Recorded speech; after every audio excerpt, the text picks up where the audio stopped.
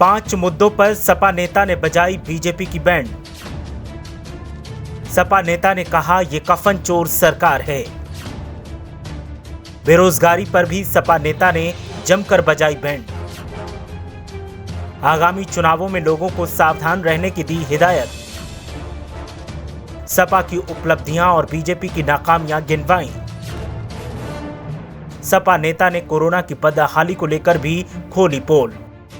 उत्तर प्रदेश में कोरोना काल में फैली बदहाली मौजूदा सरकार की सबसे बड़ी नाकामी है और इस नाकामी पर एक बार फिर हमेशा की तरह सपा हमलावर है। सपा नेता और महाराष्ट्र प्रदेश उपाध्यक्ष राजेंद्र बहादुर यादव ने मामले पर सरकार पर जमकर निशाना साधा और एक के बाद एक हर मुद्दे पर सरकार की नाकामी को उजागर किया। बेरोजगारी और महंगाई को लेकर राजेंद्र यादव ने सरकार की बखिया उधेड़ डाली। जिस हिसाब से महंगाई बढ़ रही है, लोगों के व्यापार चौपट हो गए, काम धंधा है नहीं, लोग बेरोजगार हो गए और इस भाजपा सरकार ने कभी भी किसी की मदद नहीं कर रही है। आप देख रहे हैं कोरोना के इस महाकाल में जिस तरह से लोग मुंबई से, दिल्ली से, कलकत्ता से, गुजरात से, शहरों से गांव की तरफ आए हैं।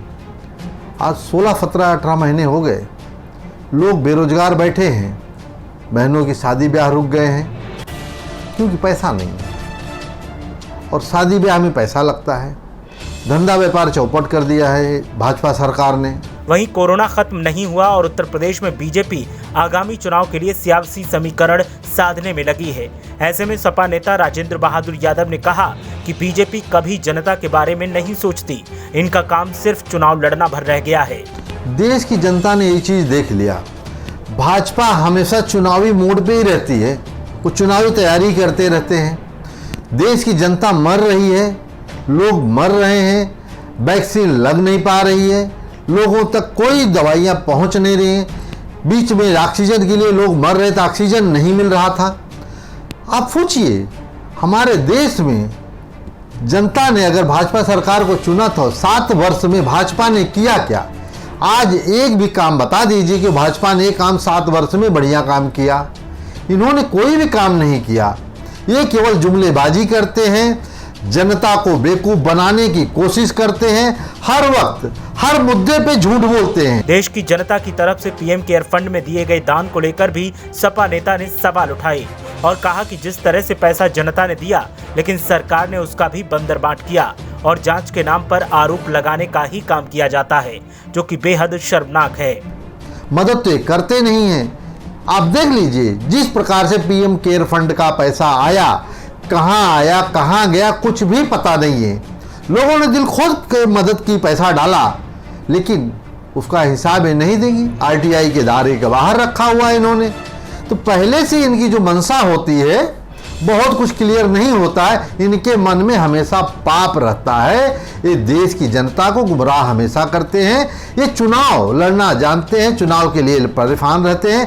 कितने लोग मर रहे हैं, आज कितने घर तबाह हो गए, कितनी माँ बहन बेटियां अनाथ हो गई, विधवा हो गई। सोचिए आप, इनको दर्द है? नहीं है। राजेंद्र बहादुर ने आगे बोलते हुए कहा कि इन झूठे जादूगरों से सावधान रहने की जरूरत है, क्योंकि उत्तर प्रदेश में अब ये लोग चाइना और पाकिस्तान के अलावा जाति धर्म के नाम पर बांटने का काम करेंगे। ऐसे में अखिलेश यादव ने जो काम किए हैं, उनको भी ये अपना बताने का काम करेंगे। जनता को अपने विवेक से आगामी चुनाव में फैसला लेकर वोट करना है। देश की जनता ये जान चुकी है कि इन जादूगर दिखाने वाले जुमलेबाजों से देश को, प्रदेश को सब सावधान रहने की जरूरत है। और रही बात उत्तर प्रदेश की, उत्तर प्रदेश में जिस प्रकार माननीय अखिलेश यादव जी ने काम किया, शायद ही आज तक कोई मुख्यमंत्री काम किया होगा। इन्होंने क्या किया? आज इनकी 4 साल हो गई, 4.5 साल सरकार। अब हाथ पैर, फिर चुनाव आ रहा है, 6 महीने के बाद चुनाव है, तो फिर हाथ पैर पटकना चालू किए हैं कि अब क्या होगा। अब जात के नाम पे, धर्म के नाम पे, चाइना के नाम पे, पाकिस्तान के नाम पे प्रदेश की जनता को बेवकूफ बनाने की तैयारी कर रहे हैं। रामनामी चादर हटाने के मामले पर भी सपा नेता राजेंद्र बहादुर यादव ने सरकार को जमकर कोसा और कहा कि जीते जी इलाज नहीं दिया और मरने के बाद कफन भी छीन लिया, जो कि बेहद शर्मनाक है। ऐसा हमारे देश में कभी नहीं हुआ। जीते तो जीते जी नहीं छोड़े, मरने के बाद भी नहीं छोड़ रहे हैं। ये हमेशा इनका वही है, कफन चोर इनको जो बोलते हैं वो सही है, ये कफन चोर हैं। ये देश का भला नहीं कर सकते, ये जुमलेबाजी करेंगे।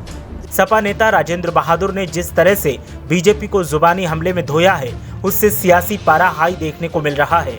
अब देखना यह है कि इसका सियासी असर क्या होता है। मीडिया हलचल के लिए कृष्णा यादव की रिपोर्ट।